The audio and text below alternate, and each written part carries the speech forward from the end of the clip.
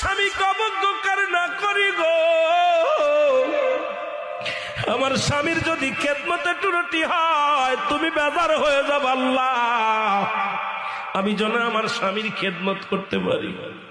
চোখের পানি ছেড়িয়া ছাড়িয়া কাঁদতে লাগলো রে। এই মুসলমান স্বামীকে বলে, স্বামী রে আপনি তাঁবুর মধ্যে থাকেন, আমি যাই গ্রামে যে কিছু আনতে পারি কিনা। স্বামীকে ওই তাঁবুর মধ্যে রেখে কুড়ে ঘরের মধ্যে রেখে গ্রামে যায় কাজ করতে। সারাদিন ভরে বিবি রহিমা মানুষের বাড়ি থালা বাটি মাঝে, সারাদিন ভরে মানুষের বাড়ি